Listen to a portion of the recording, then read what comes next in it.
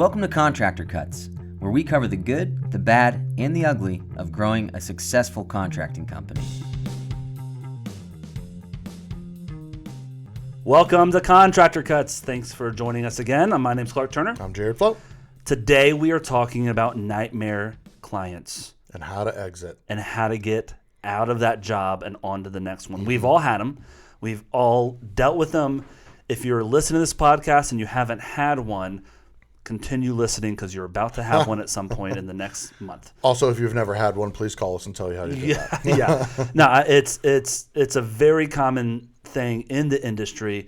And honestly, if we were talking to homeowners, the title of this episode would be The Nightmare Contractor. Correct. Right? Because in every situation that we have a nightmare client, it is because they think we're unreasonable. Two sides to every coin. And we think they're unreasonable. Right? And so there's never like they are having a great experience, but they're a nightmare. Right. I mean, rarely, Yeah. it doesn't start that way. Right. So we are going to talk about how we put things in place to protect ourselves from it, and then we still have it, and it still happens. And so, how do we go through it and exit? Yeah. So, Jared, what do we do before any clients start with us? What's the prep? Well, the first piece of that is we have a set of core values that we operate. Every decision, everything that we do flows through our company core values. Yep. And it is people first, and we do that by communicating, advocating, and leading. Yep. Right? And there's details underneath all of those things, but that is the operating of everything that we do, from emails to in person to how we run jobs, decisions we make to Keep do each things other in the company. accountable. Keep each other accountable. Yep. Everything that we do keeps us a guardrail of how we operate. Yep. Right? And they're written down. It's not like, I'm a good guy and we're just going to treat people posted well. In every office. They're posted all over the place. We reference them as we're talking to employees and all that. On our 2-day events, we spend a good hour and a half walking our contractors through, this is our core values, this is how we built them. Take all of these core values that we have and implement them in your company. Take the list, edit it, change it to you, make it personal. But you got to have written core values, because in the easy times, you don't need the core values. It's when you get that nightmare client that's when you need the core values. And not to go too deep into core values, but I think what's interesting about core values for us is we decided to do it, and it kind of on the front end of creating these, it was like, I guess it's something that we should probably have or whatever. Yeah. Once they were created, we had no idea the value it would bring to our company. Absolutely. Right? You're 100% right. It really did. It caused a huge change, and it also caused a huge change to the way that our jobs functioned and the way that our clients experienced us. It was just very, very incredibly valuable. I would say that this is how it changed us, not to go too far deep into core values, but in the conversations where we sweep an easy or a hard decision under the rug and just kind of overlook it, we'd look at each other and both be like, we know we can't. Yeah, like, that's right. We keep each other because they're guide rails. You'd be like, Clark, our core values. Yeah. That's all you got to say, and we're like, we've literally had that conversation many times. And it's not a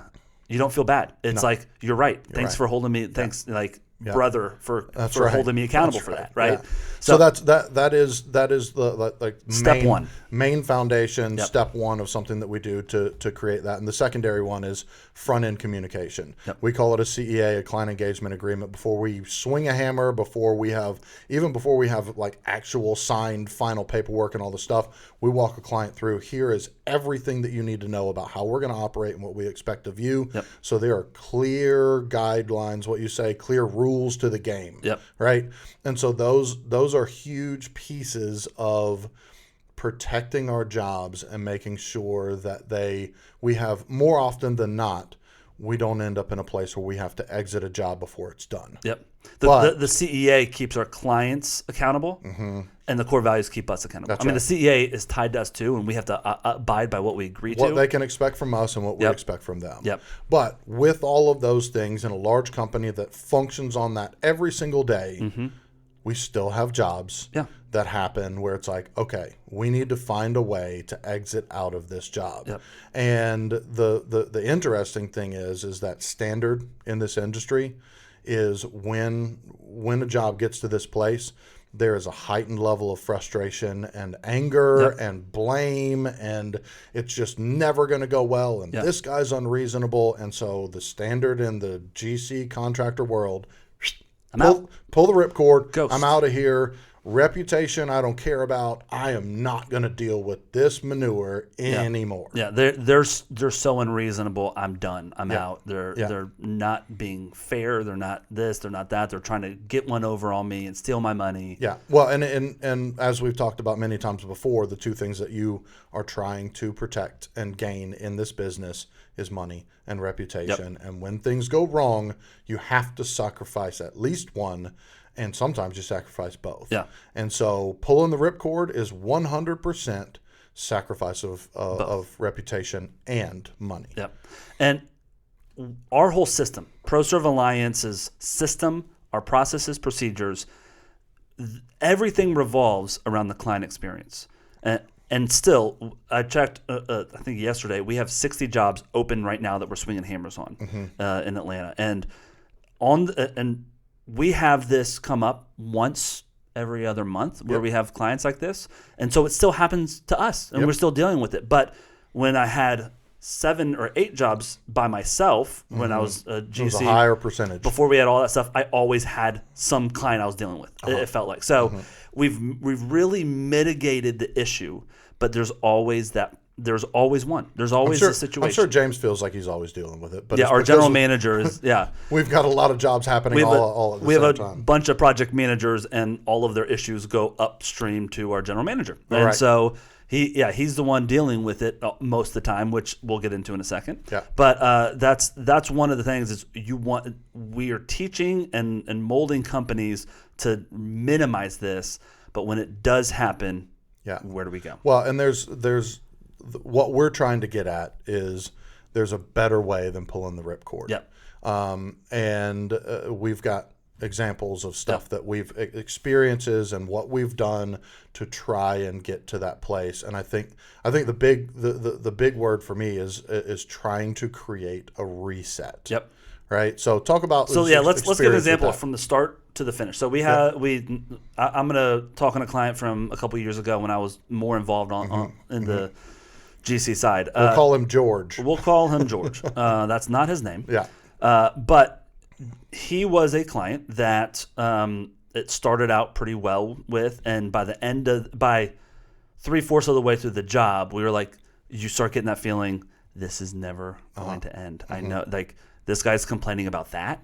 I'm getting taken advantage of as a contractor. This guy's unreasonable. So we get to the end of the job, and it starts the emails back and forth. We've been out to do punch-out work 7, 8, 9 times. We keep coming back out. We didn't have an exit strategy on the house. We kept trying to figure out, okay, if we do that, then he'll be happy. And then the list grows and the list grows. And the issue is the never-ending story. And I'm going to argue from both sides of it. A client will send you an email, and you will say, but that's that shenanigans. Yeah, they're right about that, but this part, so I'm going to argue this part. And so I argue that part, and I give a list of 10 things why they're wrong. And you disregard the things that they were right on.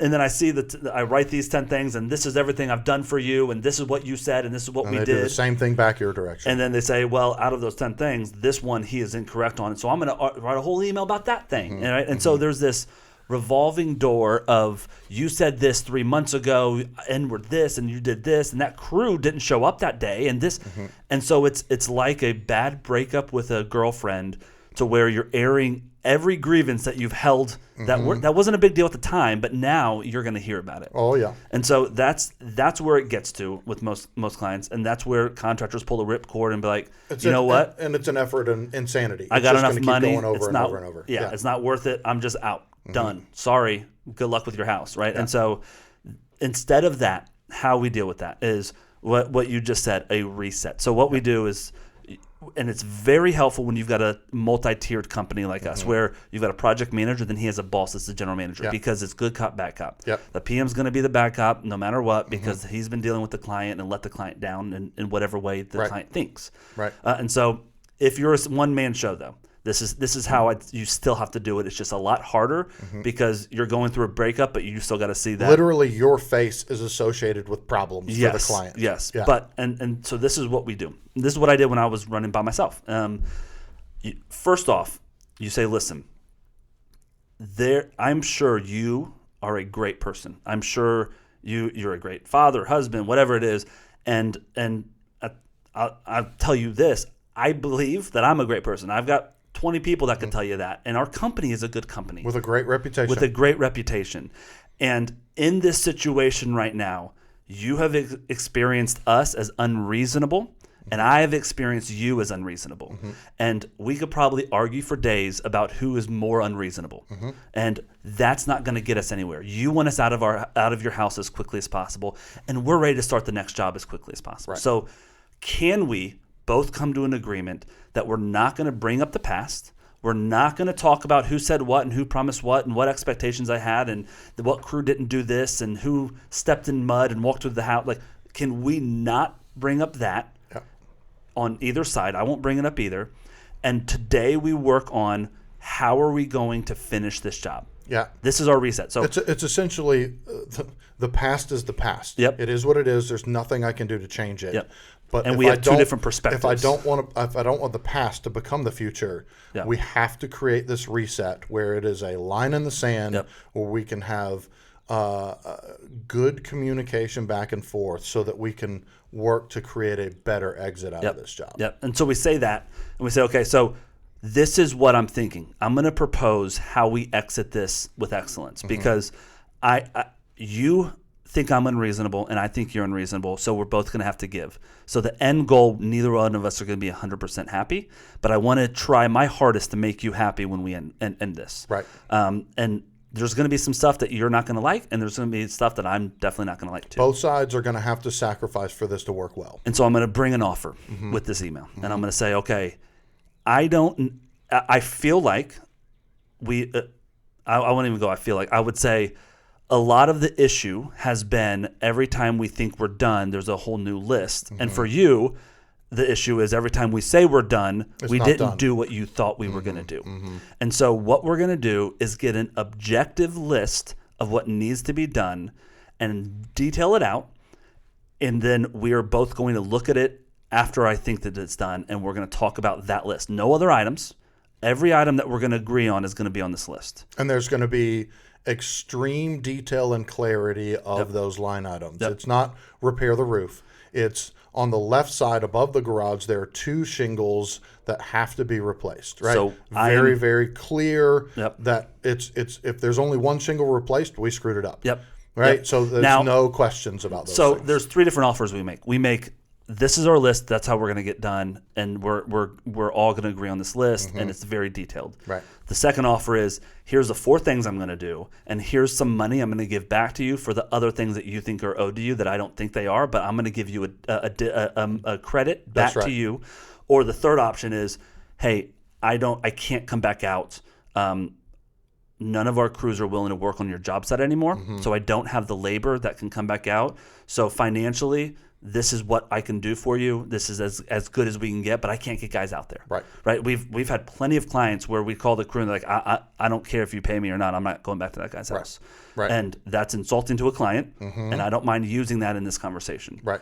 In a kind way, but like I can't send someone out. I even don't if use I it wanted as a dagger. It's just a fact. Yeah. And that also ends the conversation of just come back out and just do it and we'll figure it out. Right. So walking through those options, usually it's the middle one. I'm going to do these 4 things and I'm going to give you some money. A lot of times, like your example of the shingles, we say, okay, we got to replace those 2 shingles, and I guarantee you he's going to say our ladder scraped his gutter. Right. And then we come out and paint the gutter, and he's going to say, well, now it's a different color than the rest of the gutters. Right. And so it's one of those things of, that's why I'm going to offer you money, because I can say, listen, you paid us for a shingle patch $500.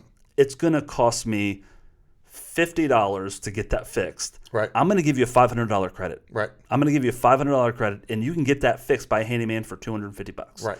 I'm going to give you credit for that because I am not going to come back out and do it. Right. I don't have a guy that can do it, so I'm going to give you that credit. That's where we start putting the money in, because it's one of those, this guy's going to have a chain reaction. Whenever we go out and touch one thing, he thinks something else is broken. Yep. So we put the list together of stuff that I know that is very objective, and then we get that money, and we say, okay, this is our offer, and this is the best we can do. Right. Is this going to make you happy? Well, and there's always going to be a back and forth on that, but you have a baseline to go to that client and say, here's what I think is fair. You tell me from your perspective, what do you think? Yep. Right. And you can, most of the time, again, there's going to be sacrifice on both parts. Yep. There just is. Yep. But most of the time, you can come up with a place where there's okay, here. Yeah. So you agree that you're okay with this. Yep. If we fulfill what this is, Yep. you're okay with it. Yep. Right? Most of the time you can get to that place. If we can do these things, and I cut you a check for $1,500, or I excuse that last $1,500 on your final bill, would you be satisfied for us to be done? Right. And you can take that $1,500 and pay someone else $500 to do the punch out list. Yeah. And you're going to make $1,000 off me because I want to exit correctly. Yeah. And so you got to find that spot. I am not sending guys out until we have an agreement. Right. And that's my only leverage Yeah. at this point. And so I'm saying, a lot of times they'll say, send the guys out, we'll do that punch get it list, and figured then out. we'll reassess. Yeah. I'm not reassessing. We are going to have a decision made before I spend another dime or minute on this job. Right. Because I feel, I'm not going to say this, but we're going in circles, and we're going to there's we talked about creating a reset. A part of the let's have a reset conversation Yep. that you're having with the client. A part of that should be, hey, here's what we're going to do. Yep. We're going to stop. We're going to stop because we've got to figure out how to get back on the same page and Yep. create this reset. And I don't want my guys to go into your house and waste their time, and I also don't want my guys to go into your house and screw something else up because there was unclear expectations. Yep. So we're going to stop. We're going to work to create this reset and come up with an amicable way for us to move forward from here. Yep. Right. And once we have that agreement, we'll move forward. Yep. Now, are there specifics of information or some kind of contractor or not contract type information that you would put in that? So that's next with it. So there's two options that come from there. Either we can't come to an agreement, or we do come to an agreement. Right. So let's talk about can't come to an agreement first. We can't come to an agreement. This is where you're going to have to pick what's going to happen, right? Well, how much am I going to sacrifice? This is money and reputation. Money and reputation. Yeah. And so you're going to have to, that's your call. Ask, if you're a one-man show, ask someone outside what you should do. Ask someone that you respect their opinion, because you're going to want to burn the house down. You're going to want to sue the pants off the guy, put a lien, and waste the next 6 months of your life trying to collect on that last $4,000. Yeah. And it's not worth it. But you need justice. So talk to someone reasonable outside of the situation and say, what do you think I should do? Yeah. There's so many different options. We can't give one way. There's liens that you might have to place. There's all sorts of stuff. But knowing that that's the final, I didn't send my guys out 4 more times and lose money. If we're going to end up in this spot, let's end up in that spot now. Right. If you come to an agreement, which almost I think we have every single time with our clients, if you come to a spot where you can agree, we then say, great, what we're going to do is write up some paperwork to show that we are excusing that money. And I like to have some sort of dollar that we're giving back to them, even if it's $100. I don't care, because I can then give you a lien waiver. And a lien waiver, if you don't know, is a piece of paper that says, hey, this stuff is done, this money's paid, this is the final bill, and once this is paid, I waive all my rights to put a lien on your property. And so on the lien waiver we've created, and if you're an alliance partner, we'd love to share it with you. On our lien waiver, it's saying all that stuff. We list out what's being done. We have an attached document, Amendment A, that has what we're completing on the house. And then we talk about the money. And in the bottom of that waiver, slipped into it, is saying, and both parties agree, a non-defamation clause in there that both parties will not speak publicly of each other. Right. You're not going to go on Facebook. You're not going to go on Google reviews and just blow us up afterwards. And we've had a guy be like, why is that in there? I'm not signing this.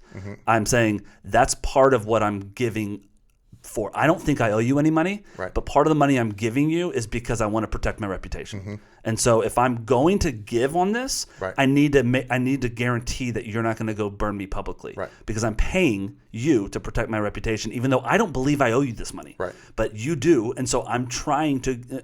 That's part of our agreement. Right. That's just one of the items on our list of agreements. The only reason I'm working so hard to find this place for us is for my reputation. Yeah. Well, and yes, but I would say we have high core values, and that's why I'm fighting so hard to end this well with you. And I don't want you to burn our reputation and us and it not be true, because we are trying our hardest to Make this right. Make this right.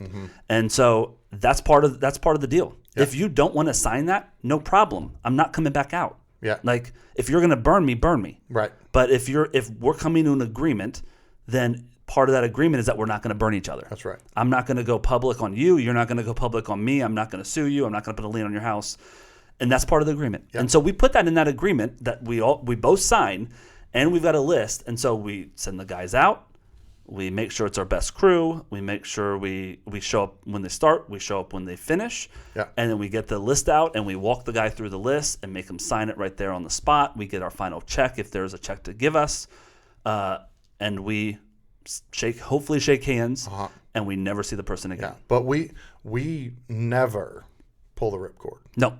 Never. No, we haven't. We always go, even before we had all these processes, we always work to try and figure out how to make it right. Yep. That's one of the best compliments I think we've ever gotten. Is we were in a large group of people at a conference, and one of the people that we had worked with before stood up and said, I can't say everything about this company, but the one thing I will say is that when things go wrong, they work incredibly hard to They make were still sure there. They were still there. Yep. Right. Yeah. And there was an investor that things went wrong on her job. Yep. And she stood up and said that to the other investors about us, saying, Which is really beneficial to us. Yeah, we saw her stand up and we're like, oh no.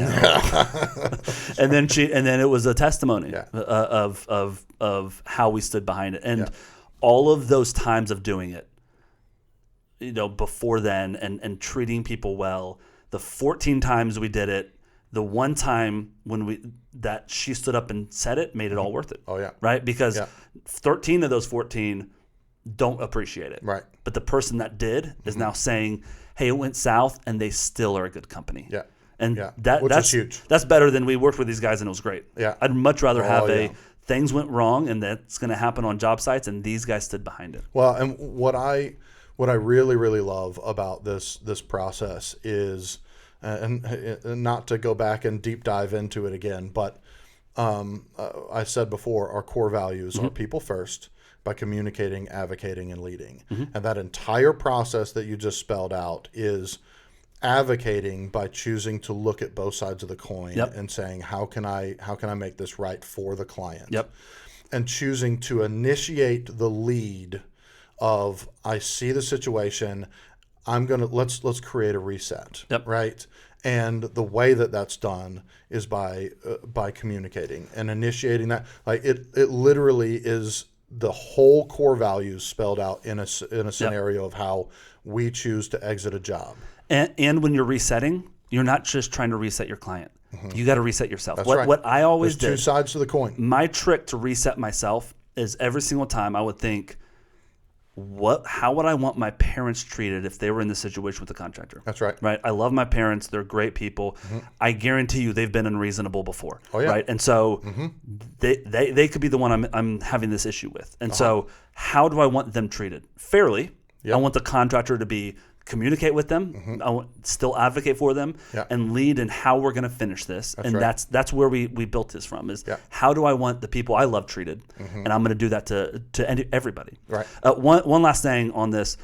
What that list of things and the agreements and all that stuff turned into for us as a company is we have a final walk paperwork. And we give this to all of our contractors. But our final walk paperwork is pretty much that, but on good terms. It's a piece of paper that says, hey, I know that there's always punch out work at the end of this job. I want you to detail out as my client every item on this list that you think we need to fix, and I need an exit strategy for my crew. How to exit a normal job. Yes, this is every job. Every single job we require this on. And we say, hey, I want to pay my crew their final check, but I want to know that they're 100% done. So by filling this out, and this is previous, right? This is before any final walk happens. Yeah.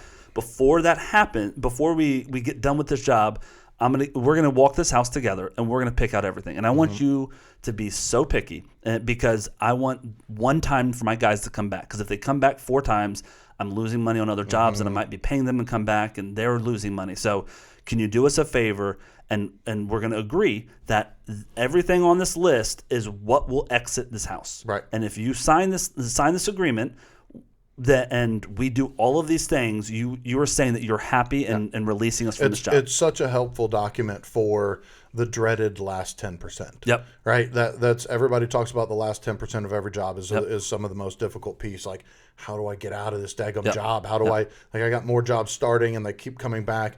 It's such a great document that helps settle that in, create everybody understands the expectations. If this is done, we're signed off. Hey, here's the most important line when you're talking through that. In our client engagement agreement, when we're having that meeting before the job starts, we tell them about the final walk. And we say, we've got this paper, and this is the most important line of the whole thing. After you sign that paper and agree that the quality of everything that we did is approved by you, right, there's no more go back work. Right. There's warranty work. Right. We warranty stuff broken. We don't do go back to redo stuff. Right. And so the difference of those two things, Mr. Client, is that if you missed a paint drip and 6 months later you see, hey, there's a little paint drip if I put my head against the wall. That's not warranty. Right. You approve that the quality was there. So you need to catch anything that's not your level of quality, and we're going to talk about that on the final 6 months walk. later, the ceiling fan falls off the ceiling. Give us a shout. Yep. If warranty work is something broke that wasn't broken when we left the job, Right. Not, hey, I kind of want this wall repainted. Yeah. And so we have that conversation, and it's reasonable with the client, and they're like, yeah, that makes sense. Right. And so when we get to the final walk, we say, okay, here it is. It's time to do it. Be nitpicky. Get out your blue tape. That's fine. You got one chance. Yeah. Right? And so we're going to walk through with them and help. Hey, you know what? I'd like that trim cut in a little bit better. I want this done. And they point out stuff. And we say, okay, great. Here's a list. Sign it. Then we initial by each item as we do a secondary final walk after that punch out list is done. So, well, one of our taglines at ProServe Alliance is doing contracting different, right? And I think that's what this entire thing is about. Yep. The standard is pull the ripcord. I'm not going to deal with this anymore.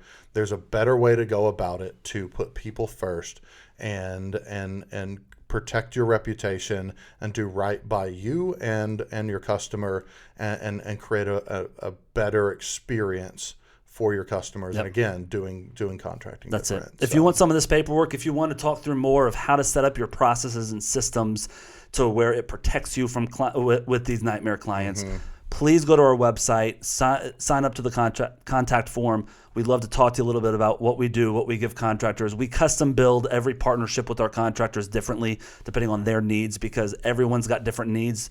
And some people say, I don't really need that, but I need this, and that's fine. Let's custom build something around your company to where you can implement a lot of these systems and learn from the errors that we made, learn from the bad things that we've done along the way in the last 16 years in growing a contracting company. Now, if you want to get a taste of it before you jump all the way in, we've got a 2-day contractor training that's coming up, and we do them regularly. That we we dive deep into some of the specific processes and procedures that we've got set up, like a 10-step project management. There's core values. There's a lot of different stuff that we do a deep dive in, and just purely educational, no commitment necessary, but allow you to kind of dip your toe in and see, okay, is this something that I really like?